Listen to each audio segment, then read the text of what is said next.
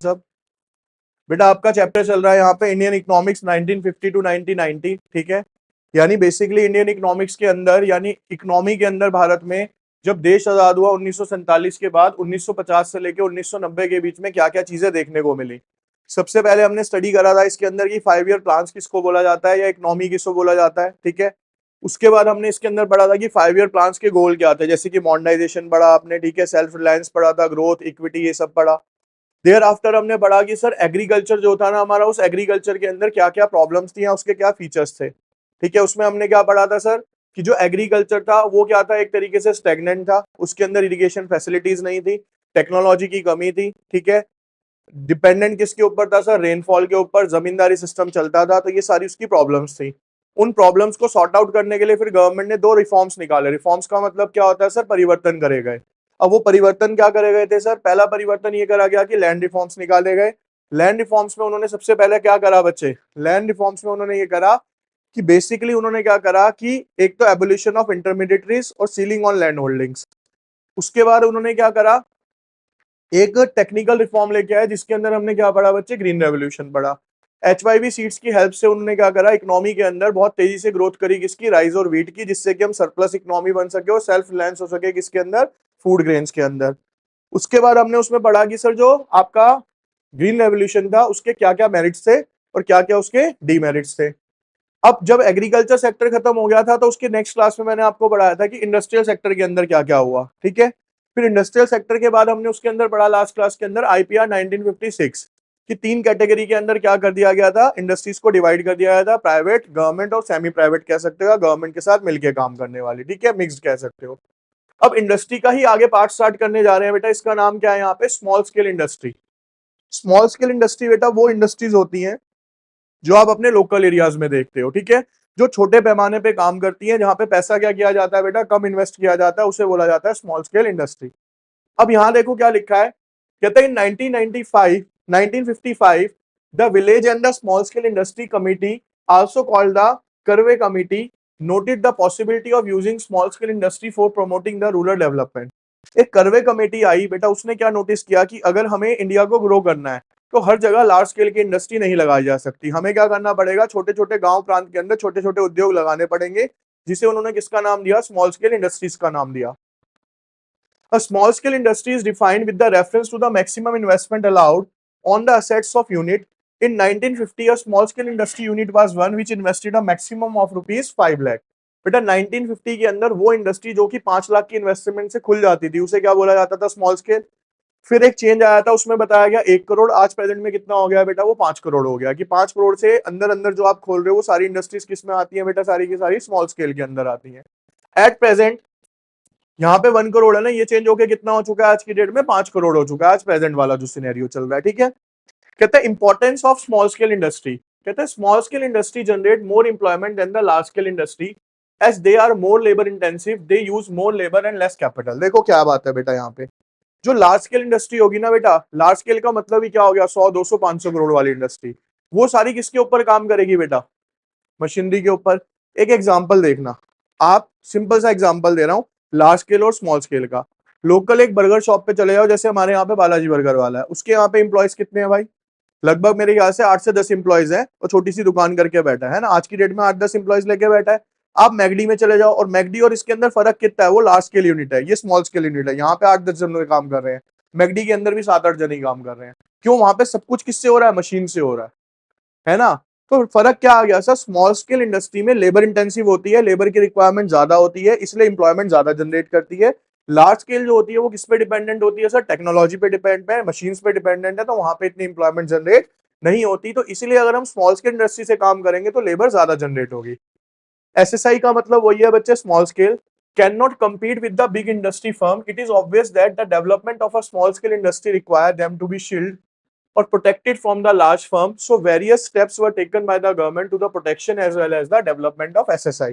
देखो सीधी सी बात है बेटा, ये लोकल जो मैं बर्गर वाला कह रहा हूँ ये मैगडी से तो compete नहीं कर पाएगा, कर पाएगा कुछ सोचो, किसी भी कीमत पे नहीं कर सकता। इसीलिए गवर्नमेंट ने देखा कि अगर हमें स्मॉल स्केल इंडस्ट्री को लार्ज स्केल इंडस्ट्री से क्या करवाना है, कंपीट कराना है, तो हमें स्मॉल स्केल इंडस्ट्री को क्या देने पड़ेंगे, कुछ प्रोटेक्शंस देने पड़ेंगे सब्सिडीज के रूप में, ठीक है। उन्हें चीजें सस्ती प्रोवाइड करानी पड़ेंगी जिससे कि वो लार्ज स्केल इंडस्ट्री से क्या कर पाए, कंपीट कर पाए। आगे हम पढ़ेंगे कि गवर्नमेंट ने क्या क्या करा उसके लिए। कहते हैं steps taken by the government to promote small scale industry. पहला, the production of a number of products was reserved for the small scale industry, the criterion of reservation being the ability of these unit to manufacture the goods। Government ने बच्चे पहला step क्या लिया कि कुछ जो product थे ना वो उन्होंने रिजर्व कर दिए, किसके लिए, सिर्फ एसएसआई, यानी स्मॉल स्केल इंडस्ट्री के अलावा लार्ज स्केल इंडस्ट्री उसको प्रोड्यूस ही नहीं कर सकती। कंपलसरी कर दिया कि ये कौन बनाएगा, सिर्फ स्मॉल स्केल इंडस्ट्री बनाएगी, डिपेंडिंग उनकी कैपेसिटी कितनी है, उनकी एबिलिटी कितनी है। They were also given concessions such as a lower excise duty and bank loan at a lower interest rate। Small scale industry को चालू करने के लिए उन्होंने क्या करा बेटा, टैक्स कम लगाया और बिजली भी क्या दी उनको, कम दामों में दी, और जो आपका बैंक लोन होता था वो भी कैसे देते थे बेटा, वो कम रेट ऑफ इंटरेस्ट में देते थे, ठीक है। अब आता है how has the definition of small scale industry change from 1950 तो प्रेजेंट टर्म। सीधी सी बात है सर, पहले क्या थी, वहां पे 5 लाख थी, अब कितनी हो गई है सर, ठीक है। The maximum investment allowed remain the same, ये वाला आएगा B, the maximum investment allowed has been increase. कहता है why do small scale industry generate more employment compare to the large scale industry, क्यों करती है बेटा, B because they are exam, नहीं, because they are government own, because they use more capital and less labour, because they have advance technology. कौन सा होगा, D, because they है government own. ज्यादातर इसमें क्या होती है बेटा, गवर्नमेंट ओन। वैसे इसमें ऑप्शन नहीं है, यहाँ पे ऑप्शन क्या आना चाहिए था, because they are labour intensive not a capital intensive. उसमें लेबर का इस्तेमाल क्या किया जाता है सर, ज्यादा किया जाता है, ठीक है। What is the primary reason for the government's reservation of production for small scale industry? C. To promote their development. What is the purpose of providing concessions such as a lower excise duty to the small scale? क्यों करते हैं बेटा वो, B. To generate, नहीं, to promote their growth। Government चाहती थी कि जो एसएसआई है ना बेटा वो क्या करें, इकोनॉमी के अंदर ग्रो करें। Which committee in 1955? B. Karve committee बनाई गई थी, ठीक है ना। ये बेसिकली हो गया। देखो बच्चे, आज की डेट में जितनी भी लार्ज स्केल इंडस्ट्रीज है ना वो स्मॉल स्केल इंडस्ट्री के बिना काम ही नहीं कर सकती। एग्जांपल देता हूँ, बड़ी बड़ी ऑटोमोबाइल कंपनीज है, कोई भी कंपनी क्या अपनी लाइट खुद बना रही है, कोई भी कंपनी अपने टायर खुद बना रही है, कोई भी कंपनी नट बोल्ट ये सब कुछ खुद बनाती है, नहीं सर, सब असेंबल होते हैं आके। यानी छोटी छोटी चीजों के लिए लार्ज स्केल को भी किस पे डिपेंडेंट रहना पड़ता है, स्मॉल स्केल पे रहना पड़ता है। अगर स्मॉल स्केल काम नहीं करेगा तो लार्ज स्केल भी काम नहीं कर सकता, ठीक है। अब बेटा आपका इसी टॉपिक के अंदर हमने पढ़ा था क्या क्या, 3 टॉपिक्स थे। एक था एग्रीकल्चर, दूसरा था इंडस्ट्रीज, तीसरा क्या आ गया बेटा, फॉरेन ट्रेड। अब हम पढ़ेंगे कि सर हमारा एक्चुअल में फॉरेन ट्रेड किस तरीके का था 1950 से 90 के बीच में, उसमें क्या क्या चेंजेस लेके आए गए, क्या क्या करा हमने उसमें। देखो बेटा, देखो, to be self reliant nation in some essential sector, India adopted the strategy of replacing import with domestic production. बेटा एक टर्म आएगा आपको और वो कई बार यूज होगा, उस टर्म का नाम है बच्चे इंपोर्ट सब्स्टिट्यूशन। क्या बोलते हैं बेटा इसको, इंपोर्ट सब्स्टिट्यूशन। का मतलब होता है किसी चीज की जगह पे किसी और चीज का इस्तेमाल करना, ये सब्स्टिट्यूशन कहलाता है। इंपोर्ट सब्स्टिट्यूशन का मतलब है कि गवर्नमेंट ने एक पॉलिसी निकाली क्या, कि जो चीजें आप बाहर से इंपोर्ट कर रहे हो, अगर आप कैपेबल हो कि आप इंडिया में प्रोड्यूस कर सको तो आप उसे बाहर से इंपोर्ट ना करके क्या करो, इंडिया में उसका प्रोडक्शन करो। और उस टर्म को क्या बोला गया बेटा, इंपोर्ट सब्स्टिट्यूशन बोला गया, ठीक है। कहता है in the first 7 plans of India trade was characteristics by the inward looking trade strategy technically known as a import substitution. इसके अंदर बेटा इन्होंने क्या करा, शुरुआत के अंदर एक इनवर्ड लुकिंग ट्रेड स्ट्रेटेजी निकाली। यहां पे देखिए, ठीक है, इसको टेक्निकली क्या बोला गया सर, यहाँ पे इंपोर्ट सब्स्टिट्यूशन के नाम से जाना गया। Hints import substitution is the policy that replaces or substitute import with domestic production. For example, instead of importing machines from the foreign countries, India can encourage its production domestic industry to produce these machines in the country itself। यानी basically कुछ मशीनें बच्चे जो आप बाहर से मंगा रहे हो उनको बाहर से ना मंगा के इंडिया को क्या कोशिश करनी चाहिए, अपने ही देश में उसका प्रोडक्शन किया जाए। देखो जब इंडिया में बच्चे मेट्रो आई ना, तो मेट्रो के अंदर जितने भी आप डब्बे देख रहे हो उसके जो बन के आए हैं वो सारे जापान से आते थे। अब प्रेजेंट में वो सारे कहाँ पे मैन्युफैक्चर हो रहे हैं, जो प्रेजेंट इंडिया के अंदर बन रहे हैं वो सारे के सारे इंडिया की मैन्युफैक्चरिंग है। तो ये चेंजेस होते हैं, इसे बोला जाता है क्या, इंपोर्ट सब्स्टिट्यूशन करना। फिर मैंने आपको एक एग्जांपल बताया कि अभी तक इंडिया क्या कर रहा था, बाहर से सारे हथियार इंपोर्ट करता था। आज इंडिया क्या कर रहा है बेटा, अपने देश में ही वो हथियार बनाने की कोशिश कर रहा है। एक फिर मैंने आपको एग्जांपल दिया था, टेस्ला कंपनी है, ठीक है, टेस्ला के मालिक से मोदी जी का क्या विवाद चला, फिर टेस्ला ने क्या कहा कि मैं इंडिया के अंदर आके गाड़ी बेचना चाहता हूँ टेस्ला की। तो मोदी जी का ऑफर क्या था कि आप बिल्कुल आओ, लेकिन आपको मैन्युफैक्चरिंग कहाँ पे करनी पड़ेगी, इंडिया में आके करनी पड़ेगी। उन्होंने कहा नहीं मैं सिर्फ बेचना चाहता, तो उन्होंने मना कर दिया इस चीज के लिए। अब एप्पल एग्री है, एप्पल का एक लग चुका है और एक बेंगलोर में मेरे ख्याल से दोबारा सेटअप होने जा रहा है, कई एकर्स के अंदर लगता है इनका, ठीक है ना। तो बेसिकली क्या है कि इंपोर्ट सब्स्टिट्यूशन का मतलब है कि आप जो चीजें बाहर से इंपोर्ट कर रहे हो उसको बाहर से इंपोर्ट ना करो, अपने ही देश में बनाओ। उससे एक तो टैक्स का फर्क आ जाता है बेटा, ठीक है, टैक्स आपका कम लगता है, तो चीजों की कॉस्टिंग क्या हो जाती है वहां पे, कम हो जाती है, ठीक है। उसके बाद कहते हैं therefore it can be said that the basic motive of import substitution was protection of domestic industry from the foreign competition। Import substitution का जो बेसिक नेचर था या मोटिव था वो क्या था कि जो हमारी डोमेस्टिक इंडस्ट्री है बेटा, उनको बाहर वाली कंट्रीज से compete करने से बचाना। ठीक है, देखो अगर आज की डेट में हम अपनी अच्छी गाड़ियां निकालें, आज देखो रिसेंट में क्या हो रहा है बेटा, कभी किसी ने इमेजिन भी नहीं किया होगा कि महिंद्रा जैसी कंपनी है ना BE6 निकाल देगी। जो गाड़ी आई है उसकी इलेक्ट्रॉनिक, कभी इमेजिन ही नहीं कर रहा था ऐसी गाड़ियां भी इंडिया के रोड पे इंडियन मैन्युफैक्चरिंग बनाएंगी। फिर उसके बाद तहलका किसने मचा रखा, टाटा ने।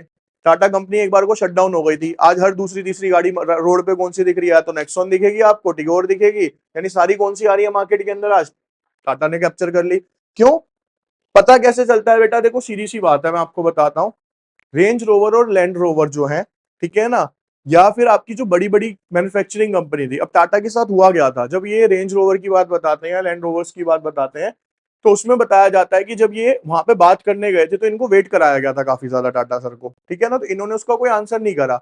उसके बाद क्या करा इन्होंने, अभी 10 5 7 साल पहले उसे पूरी कंपनी को क्या कर लिया बेटा, विदेशी कंपनी को टेक ओवर कर लिया। अब जो आप टाटा के जितने भी मॉडल्स देख रहे हो ना रनिंग के अंदर, वो सारे किसके प्लेटफॉर्म पे बन रहे हैं, उन्हीं के प्लेटफॉर्म्स पे बन रहे हैं।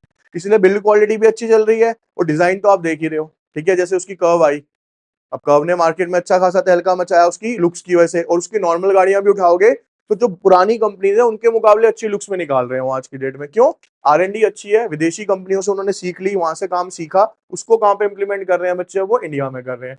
और अभी आज 5 साल आप रुको, 5 साल में देखना इंडिया में कैसी कैसी चीजें आपको चलती हुई दिखेंगी ऑटोमेटिकली, ठीक है ना। क्यों, डेवलपमेंट उसी लेवल पे किया जाएगा यहाँ पे। अब फिर the import substitution policy can serve the following two definite objective.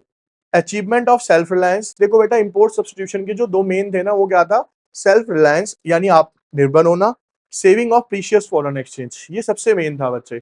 एक तो आप इंडिपेंडेंट हो जाओगे, दूसरा अगर मैं इंपोर्ट करता था, मान लो मैंने यूएस से इंपोर्ट करा, तो मेरे को पेमेंट किस में करनी पड़ेगी, डॉलर्स में। चाइना से करूंगा तो चाइना की करेंसी में, यूरोप से करूंगा यूरोप की करेंसी में, तो फॉरेन एक्सचेंज बहुत ज्यादा था। उस फॉरेन एक्सचेंज को भी क्या कर पा रहे हैं बेटा, आज की डेट में हम काफी हद तक बचा पा रहे हैं।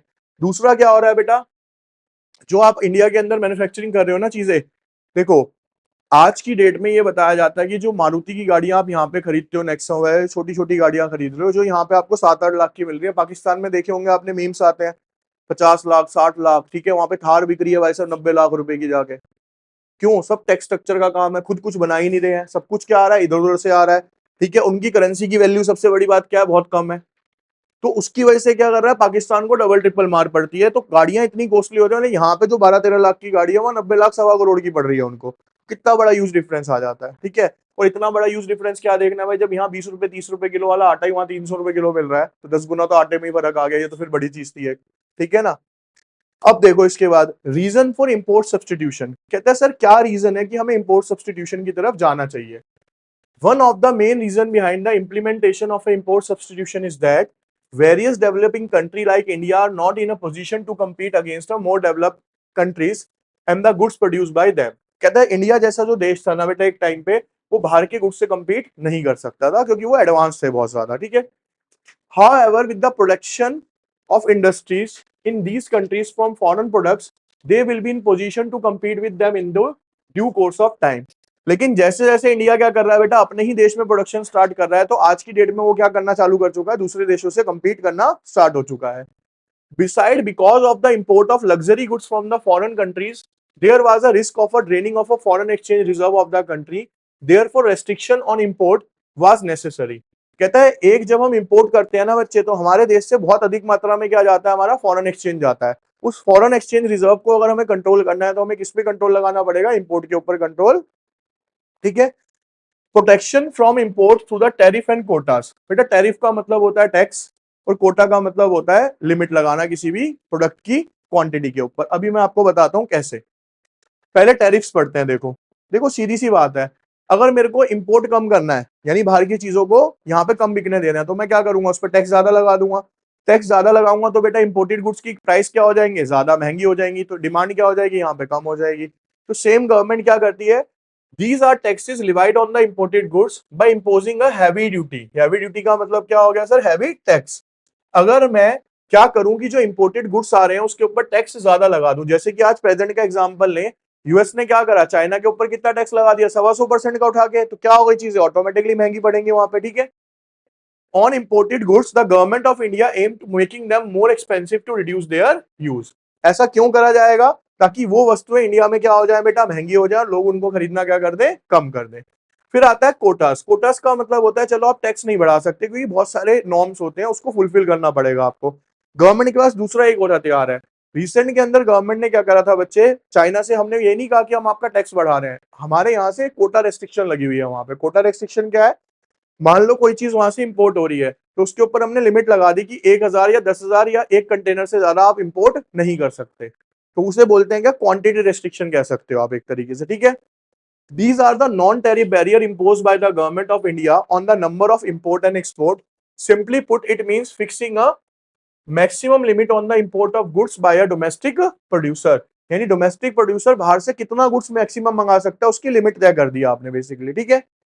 Hence, tariff on imported goods and fixing quota help domestic industry by restricting the import level and removing the fear of competition from foreign। देखो आज की डेट में मैं आपको बताता हूँ, परफ्यूम्स वगैरह की बात करो बच्चे, परफ्यूम्स कितने बाहर के लेते थे लोग, सारे को ब्रांडी पहले बाहर के आते थे, ठीक है ना। आज की डेट में देख लो, अल कादरी आया, वो आया ना एक बंदा, ऐसे ऐसे परफ्यूम्स इंडिया वालों ने बना के बेचने स्टार्ट कर दिए कि अपने आउटलेट यहाँ से दुबई में खोल रहा है बंदा आज की डेट में वो। तो क्या है ये सारी की सारी चीजें। अब पहले क्या होता था, जैसे मैकडी जैसा ब्रांड आया, ये आया तो हम होगा भैया फॉरेन ब्रांड है, ये चल रहा था। आज की डेट में हल्दीराम क्या है बेटा, मैकडी से ऊपर की फ्रेंचाइजी बना हुआ है। मैंने आपको शायद बताया भी था कि हल्दीराम की जो सेल यूनिट है बेटा, सिर्फ मेट्रो सिटीज को हटा के भी 70,000 करोड़ की वैल्यू है, ठीक है। हल्दीराम एक खाने का ब्रांड है अगर देखा जाए तो 70,000 करोड़ क्या होता है, एक अमाउंट होता है, ठीक है ना। टोटल वैल्यूएशन तो लाख करोड़ से ऊपर की जाएगी उसकी। कहने का मतलब है कि हमने अपने देश में भी बेटा ऐसी ऐसी चीजें करी आज प्रेजेंट के अंदर, जिससे कि हमें क्या देखने को मिल रहा है, काफी ज्यादा इंक्रीमेंट देखने को मिल रहा है, ठीक है।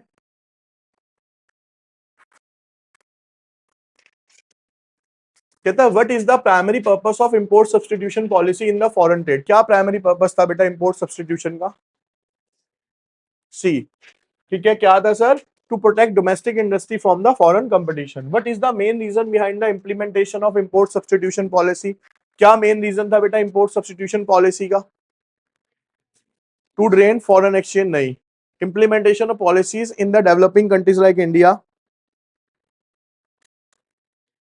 To compete with the more developing countries in which of the following is non tariff barrier, quota, ठीक है। कोटा रेस्ट्रिक्शन क्या है, non tariff non tax barrier है।